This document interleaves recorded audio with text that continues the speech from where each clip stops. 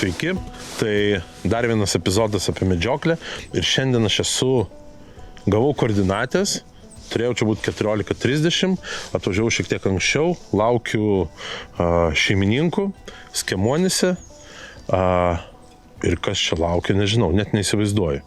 Tai sulauksim, gausim instruktažą, planą ir eisim į medžioklę.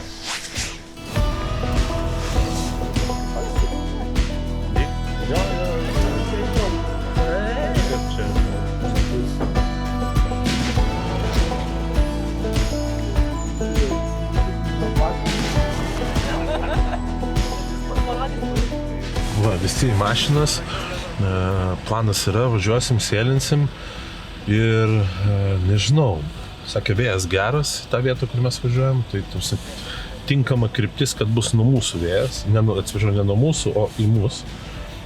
Ir nežinau, visi sušoko taip labai, saulė leidžiasi, pakankamai gražus oras, šalta, drėgna, taip kaip aš mėgstu.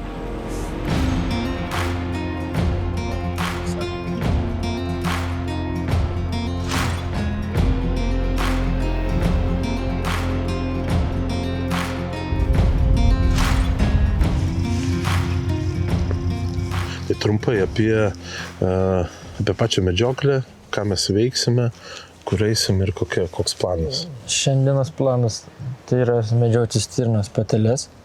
Galim medžioti lapės, visus plėšrūnus, kiaunės, galim bebrom medžioti. Ir jūsų šiandienos vieta, lokacija yra šitie laukai, o ten merginos nuvėjo, jos bus kitoj kelio pusėje, o dar kiti medžiotojai bus kitoj kelio pusė, kur jūs turėtumėt nekirsti šito kelio. Čia jūsų plotai ir galit vaikščioti. O kiek viso medžiotojų dabar yra? Šiandien. Šiandien mūsų lapį yra 8. Be kitų. Tai visi porom, ne? Kažkur. Visi porom. Visi kas porom, po vieną, po du. Porom. Ok, nu tai ką dar mums reikia žinoti? Svarbiausia reikia žinoti, kad nekristų stirnos patinas, nes ir dabar ragai numesti, kai kurie su ragais ir jau terminas iki lapkričio 1. Ir galima sumaišyti. Galima sumaišyti labai, reikia labai atrinkti, neskubėti atlik šūvį. Okay. Ir kai prietimą neįsitikinus, patarčiau neberizikuoti ir net nemedžioti. Geriau grįžti ir atsigerti kavos. Gerai, einam? Pristatyti tavęs jau net nebereikia. Šiandien mes su svečiu esam. Taip. Tai čia tavo plotai, tu čia dažnai būni, aš kaip supratau. Taip, mes su Deividu irgi susidraugavom būtent per medžioklę. Pirkusi pas mane ginklo komplektą. Sukomplektavau ir kažkaip tai po truputį įsivažiavo. Aš pats šitus kraštus pakankamai gerai žinau, nes šitą miestelį aš krikštytas esu. Tai toks sugrįžai, ne? Mielas širdžiai. Tai vat ir kadangi nebe pirmi kartai medžiojam, tai vat jau mus leidžia išeiti pasivaikščioti. Patiem tai gali paaiškinti, kad vat ir kaip ir pirmai sakė, ten nepereit, ten žiūrėt. Kažkur mes jau ir antradienį čia irgi apsižiūrėjom šiek tiek. Tai žvėries, nors ir oras buvo blogas, bet žvėries buvo daug. Šiandien matysim. O ką mes šiandien, koks medžioklės tipas? Šiandien medžioklės tipas yra sėlinant. Mes turim oranžinės kepuraitės. Mūsų medžiotojai palauk, biškelį. Išdėsim oranžinį kepuraitę. We should change caps. Okay. It's a requirement here locally to have something orange spotted. Okay. Can be spotted in the night time. Labai gerai. Jo, prisiminėm laiką, ne? Tai galim pakartoti šitą kadrą, žinai. Tai matysis, labai gerai. Ne, tai ir čia labai svarbi irgi informacija. Tai. Ta prasme, kad... Tai kur mes baigiam? Tai medžioklės tipas sėlinimas. Aš šiandien esu tik tai kaip vedlys. Medžiotojas yra čia, Henrikas iš Vokietijos. Tai pabandysim surasti. Ir aišku, pasidairant, Henrikas jau dairosi, kadangi yra irgi geras medžiotojas, tai supranta, kad reikia karts nuo karto pasidairyti. Ir kadangi mes čia atvažiavom ir dar nesam toli nuo mašinų, tai buvo triukšmo, tai čia tikėtis, kad Kažkas už bus. žvėrių, tai dar nėra labai tikėtina, kaip sakant, kad čia jau bus. First of all, introduce yourself. Yeah, my name is Henrik, and I live in Germany, run a hunting school there, and do a lot of shooting and testing, different gear, work together with Pulsar for, I don't know, since I think 2017 or something. Oh, so it's quite a time. And now I have the chance to be here in Lithuania, go out hunting with you guys, see how you guys do it. From what I heard so far, it's not that different from what we do in Germany. But for example, having a colored hat when you're stalking, we don't have to do that when we're on our own. We only have to wear that cloth that signals that someone's out there when we do driven hunts, like, more than 3 or 4 people okay. actively hunting. But if you're going alone, then you don't need nothing. Just- No, but that's also because we have dedicated hunting areas where normally you know who's outside, right? Because one person is responsible. And if you go outside, you have to say to that person, okay, I'm out there. And so there's no chance, no risk that you would hunt another hunter. I'm always interesting about the difference between the cultures of hunters, Yes, absolutely. the There's- local and German. Yeah, and so sometimes the difference are not at all obvious, just slight differences. Then if you change the continent, for example, the United States, it's a different story, right? I mean, I can see the point that they have. For example, one is about hunting feral hogs there because they're a pest. The way they hunt them would be impossible in Germany, right? Because for us, it's a valued game animal. And we paid a lot of respect, and we do everything to get it after the hunt and to eat it after the hunt. And so, cultures matter. So, that's why I'm very curious to be out here with you guys and see how Lithuanian practice is. Yeah. Why you started hunting? Why or why? Why? Oh, Well, from the, it comes sometimes from the family. Sometimes just- No. I mean, my dad, he had a hunting license, but he never hunted until I made my license. Then he came hunting with me. And I've always been interested in the outdoors. I did a lot of fishing, and I also, I've always been outside. I've always been outside, and when I had a little bit of time, I did my license. That was 1995, and since then I'm hunting. Yeah. What about the hunting seasons in Germany? Love it.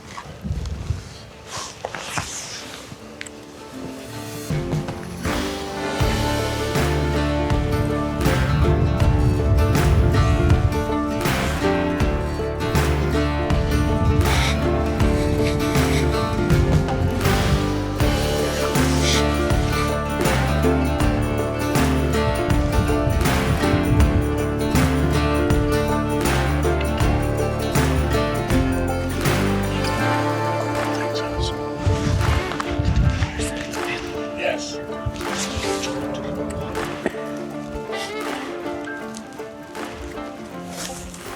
Buvo iki va to lauko biškį palimsim, nes ten pakalnių matas gerai.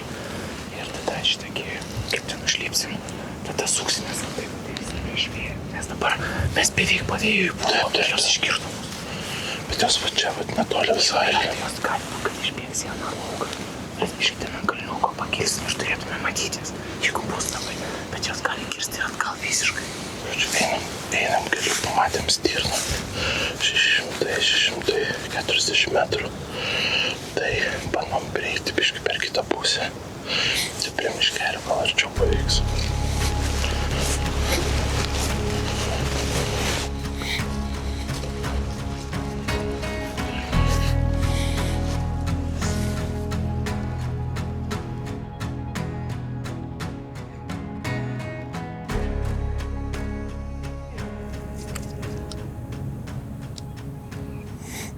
Make a shot. Reload. Look at.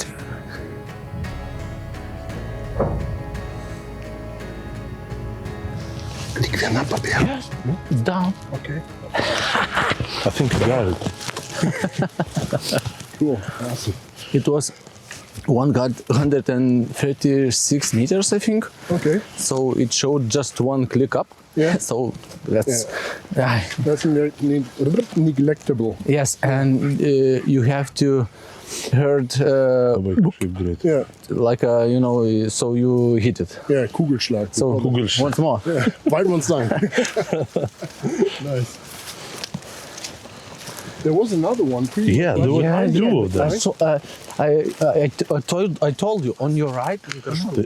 Tai žodžiu, ten pasprūko, pabėgo, atėjom čia, Šarūnas užmatė. Čia, vat už kalnelį iš karto. Šarūnai, kiek metrų čia buvo? 136 kažkas. 136, va visiškai prie pat. Ir tyliai statėmės, tada dar vieną išlindo. Tik tai vieną iš pradžių matėm. Nu ir ką tada? Tai šūvis. Šuniukas jau nubėgo pasižiūrėti. So once more. Thank you very much. Tas kaip visada. Pamatėm, kad yra dvi stirnos. Vienas jauniklis akivaizdžiai matėsi, kad jauniklis.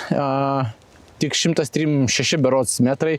Tai Oryxas parodė vieną kliką aukštyn pakelti, tai, ta prasme, tai neturi visiškai reikšmės, tai yra vos 1,5 centimetro gautusi apytikriai. Tai Henrikas šovė praktiškai tiesiai ir turim rezultatą.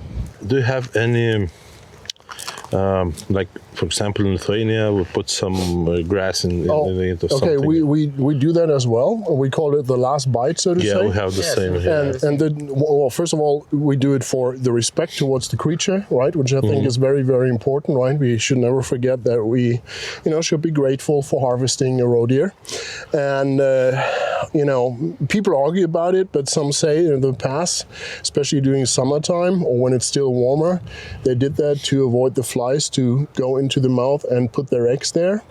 So it's not only tradition.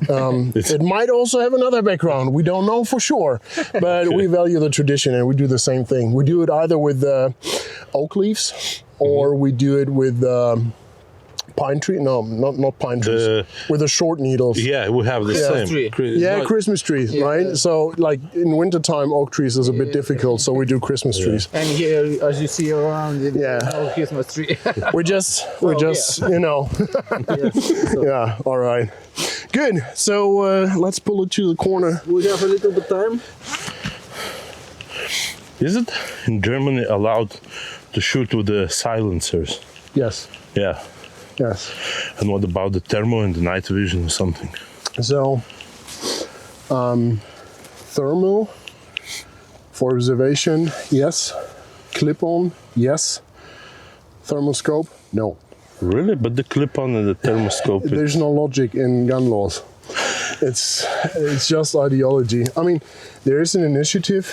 There have been several initiatives during the last years, but this year, the initiative was started by one of the federal countries in Germany, and they wanted to legalize thermal scopes in order to better be able to prevent African swine disease and so on. Another shot. Yeah. So we might be able to use them Not only sometime in the future. pigs, yes. Not Yeah, for it hog. wouldn't change anything else compared to the clip-ons apart from the technology, and that means we're only allowed to use them nighttime on hogs and on foxes and invasive species. But it's the same we have here now. But I don't know, just a few years that we have thermoscopes. I mean, personally, to be honest, a thermoscope is a fascinating piece of technology. But if I would have to choose just one device for night hunting, I would take a clip-on all day long. Yeah, absolutely. Because the whole, I don't need to change my setup. I have the same rifle, really same just... scope, and I have much less baggage. Because as I said, I can only use it during nighttime, the thermal technology. So if I want to hunt during daytime, say I visit a friend, I need either to take two rifles or mount different scopes all the time. And no matter how well your mount is, that can change point of impact and everything. So And you're much faster when you have this clip-on, yeah? well, faster, I don't know. I mean, Because to change the scope and stuff. oh yeah, it's sure. like- Because I can just have it in the pocket. I could be in the high seat, say, and I start hunting roe deer with these light conditions, but then I stay on the high seat into the night and just put on the clip-on, I'm done, right? Disadvantage, of course, is you make the whole setup much heavier, right? And it's front heavy and so on and so forth. So, but yeah, if I'd have to choose, You choose this one and Yeah. smaller. if I live in, I don't know, Texas or some place where you have hogs in, I don't know, large numbers, right? Then I'd have a special hog rifle, and that would sit there with a thermal scope, and that would be just for nighttime, pitch black, and then the scope is unbeatable. I mean, just due to the fact that there are less moving parts, you have the scope in one body, Yeah. everything is adjusted to each other. There's less space for error, so to say. So with the clip-on, you must be careful to have a good mount of the scope, a good scope, Yeah, because a good connector to the scope, right? A good adapter. And if you're not proper with that, you will miss the shot. you'll miss the shot, or even worse, wound the animal, have all the tracking in front of you, and that And then- sucks. And what is the animal that you remember you hunted for all your life? Or some big or some difficult, I don't know. Yeah, let me everyone think has about a it. story. Well, in fact, the animal that I will never forget, in fact, is my first fox that I shot on a driven hunt. Because that fox surprised me totally. And I was standing in thick grass. I mean, I had grass and reed around me like everywhere. I had this spot around 2 square meters where I was standing, and I was actually expecting some, I don't know, rabbit or whatever out on the field. And I was standing there, and suddenly I heard 5 meters in front of me, I heard this, and then the fox stood there 2 meters in front of me, and I was like, oh my God, boom! And the fox was dead. I mean, I just had my license literally, maybe for a year. And it's not a story of fame, it's a story with a lot of luck, but that animal I will never forget. If you ask me which animal I'd never forget, in terms of everything went as hunted, planned, yeah. dedicatedly hunted and everything done right. It's actually, it's wild boar, stalking on wild boar in the wheat. During summer crop protection, because that is so exciting, and those pigs are so smart, right? That it's really a challenge, and it's actually not even that particular pig, but the whole experience is so intense, and that is what I love most.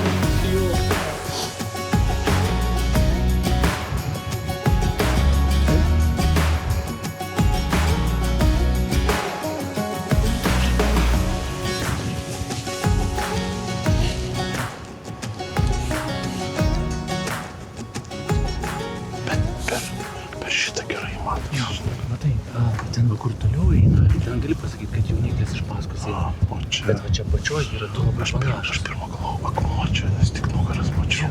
Matai, paeini biškį pasileidai.